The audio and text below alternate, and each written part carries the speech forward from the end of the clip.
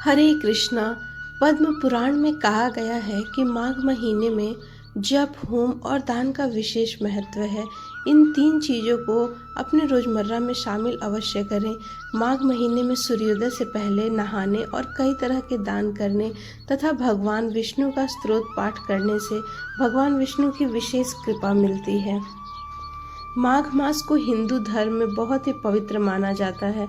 इस महीने में पवित्र नदियों में स्नान और दान का विशेष महत्व होता है। माघ मास में की गई पूजा पाठ, व्रत, दान में शुभ फल की प्राप्ति होती है।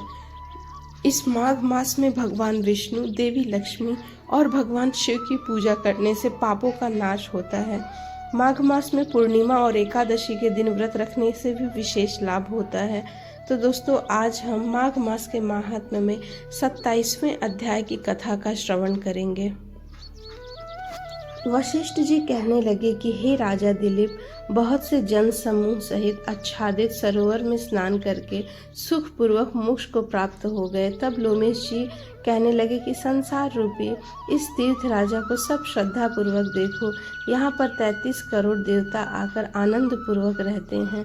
यह अक्षय वट है जिनकी जड़ें पाताल तक गई हैं, और मार्कंडेय ऋषि जो प्रलय के समय भगवान इसी अक्षय वट का वृक्ष आश्रय लेते हैं। यह शिवजी की प्रिय भगवती भागीरथी गंगा है जिसकी सिद्ध लोग सेवा करते हैं। यह गंगा स्वर्ग के हेतु पताका है। इसका जल पीकर मनुष्य मुक्त हो जाते हैं। हे मुनि, सभी प्राणी इस नदी को यमुना से मिली हुई पाते हैं। इसका संगम बड़े पुण्य से प्राप्त होता है। इसके स्नान से जन्म मृत्यु रूपी दावानल से कोई नहीं तपता, परंतु ज्ञान प्राप्त करके मुक्त हो जाते हैं। यहाँ पर स्नान करके सभी प्राणी बिना ज्ञान के भी मुक्त हो जाते हैं। इसलिए ब्रह्मा जी ने यहाँ यज्ञ करने की इच्छा की थी। इसी संगम में भगवान विष्णु ने स्त्री प्राप्ति की इच्छा से स्नान करके लक्ष्मी जी को प्राप्त किया। यहाँ पर त्रिशूलधारी शिव जी ने त्रिपर दैत्य को मारा था, और प्राचीन काल में उर्वशी स्वर्ग से गिरी थी तथा स्वर्ग पाने की इच्छा से यहाँ पर ही उसके स्नान करने से नहुष कुल के राजा ययाति ने वंशधर पुत्र प्राप्त किया। यहाँ पर इंद्र ने प्राचीन काल में धन की इच्छा से स्नान किया था और माया से कुबेर के सब धन को प्राप्त कर लिया था। प्राचीन काल में नारायण तथा नर ने हजारों वर्ष तक प्रयाग में निराहार रहकर उत्तम धर्म किया था। यहाँ से जयगाशव्य सन्यासी ने महादेव जी जैसी शक्ति वाले से विजय पाई थी तथा अणिमा आदि योग की अति दुर्लभ ऐश्वर्य प्राप्त किए थे। इस क्षेत्र में तपस्या करके श्री भारद्वाज ऋषि सप्त ऋषियों में सम्मिलित हुए थे, जिन्होंने भी यहाँ स्नान किया। सबको स्वर्ग की प्राप्ति हुई है। इसलिए हमारे विचार से अब आप भी त्रिवेणी में स्नान करो। इस स्नान से पहले किए हुए तुम्हारे सब पाप नष्ट हो जाएंगे और संपूर्ण वैभव को आप प्राप्त होंगे।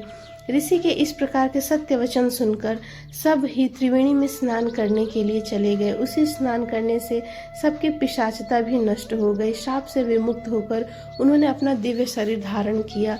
वेद निधि ने अपनी संतान को देखकर प्रसन्नचित्त होकर लोमेश जी को संतुष्ट किया और कहा कि आपके अनुग्रह से ही हम श्राप मुक्त हुए हैं। अब आप इन बालकों के योग्य धर्म को कहिए। लोमेश जी ने कहा, इस युवा कुमार ने वेदों का अध्ययन समाप्त कर लिया है, इसलिए इन कन्याओं के प्रीतिपूर्वक कर कमलों को ग्रहण करे। तब लोमेश जी तथा अपने पिताजी की आज्ञा से उस ब्रह्मचारी ने 5 कन्याओं से विवाह किया। इन कन्याओं के सब मनोरथ भी पूर्ण हुए।